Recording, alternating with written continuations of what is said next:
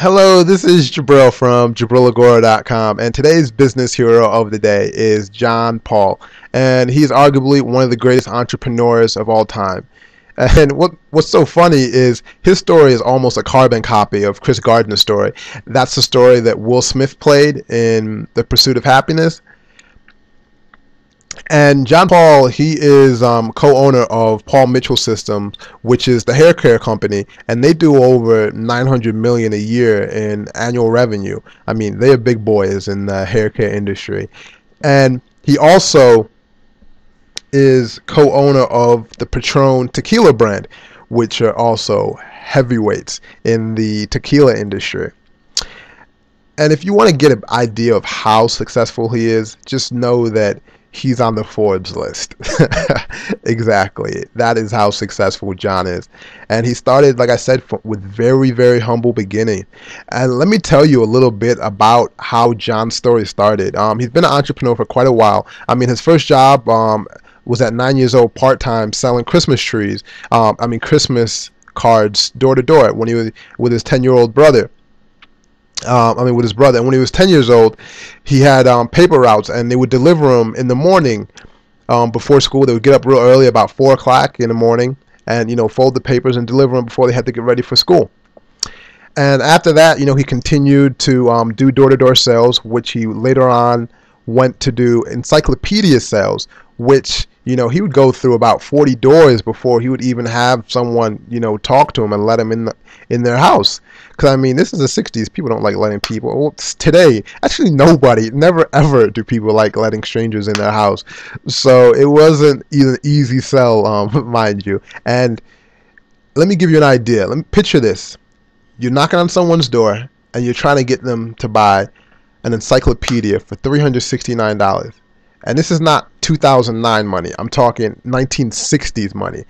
Okay, this is what John was up against. And he would put them on $37 a month payment plans, and they would have piggy banks inside their house where they would put money in to save. And I want to talk real quick about him being homeless. And the reason, and he's been homeless twice, mind you.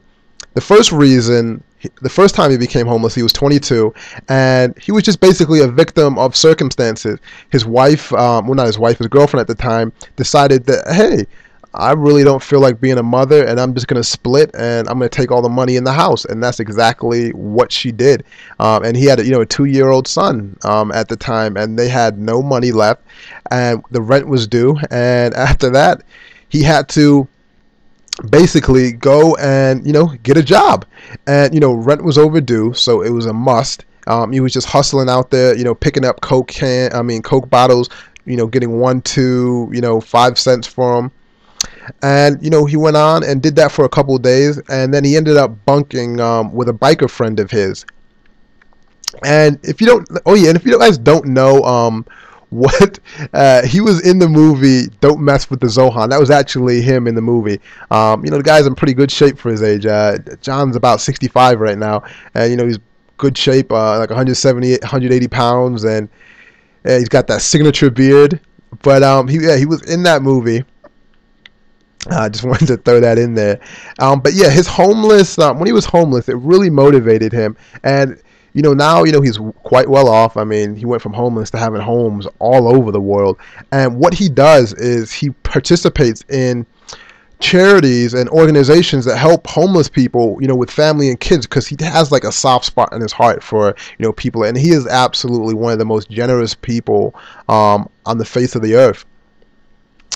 And how he started his company now, Paul Mitchell Systems, was he had a partner that he had at the time, but they had an investor that was gonna help them out and partner with them, and he was gonna wire $500,000 to them, but he waited and waited, and the money never came. And that's actually how he became homeless for a second time. He was waiting on the money, and the money never came. So he actually had to live in his car for the first 2 weeks.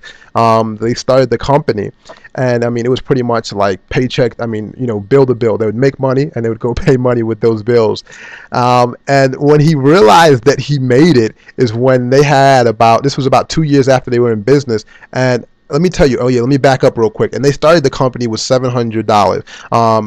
Paul, John put about 350 bucks into the deal, and he got that from his mom, and his mom had no idea how bad off they were, but and they used that to buy the artwork and all that good stuff.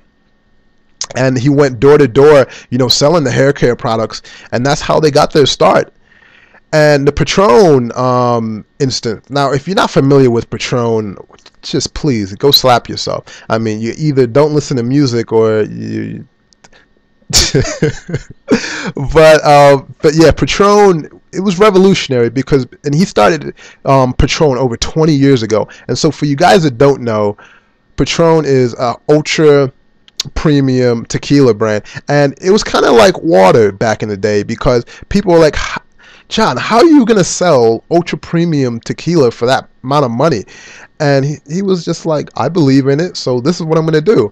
And the way it happened is he had a friend that showed him the tequila, and he's like, wow, this is good. We could actually probably make a business out of this. And he's like, if we don't, he's like, he ordered about 12,000 cases of it, and he's like, if I don't, well, I've got a lot of tequila, and at birthday and Christmas, I'm gonna be giving away some pretty good tequila. But that didn't happen. But he did give quite a bit away for birthday and Christmases.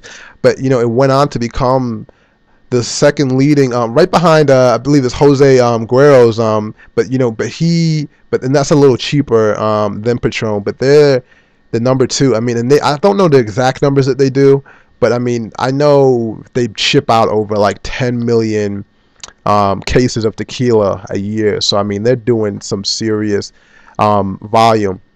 And he says he never actually gets drunk off of his own product. He only gets a buzz because he sees no point in getting drunk off of his product. And he says the biggest hurdle that he's faced in business so far is rejection. He says if you're going to start a business, get ready for it. There's no way around it. If you're going to be successful in business, you're going to have to face rejection. But if you want to find out more about John and his story, go ahead, Google him. I mean, there's plenty of information about him. And I'll end with this. He knew that he made it. Like I said, he was in business for 2 years with Paul Mitchell, and they had about they were paid every single bill that they had on time, which was amazing for him. And they had, a few $1,000s in the bank, $4,000 to be exact. And, him and his partner could take out $2,000 each, and they're like, wow, we've made it. The real struggle is over. And so what they did is, he went to the restaurant and he ordered off the left side of the menu and didn't even look at the prices. And to him, that was a big deal, since he was never able to do that before. And since then, he knew that he made it. And he said, he's never going to retire because he loves what he love what he does. And that's pretty much it. Big shout out to Entrepreneur Magazine, where I got a lot of this information.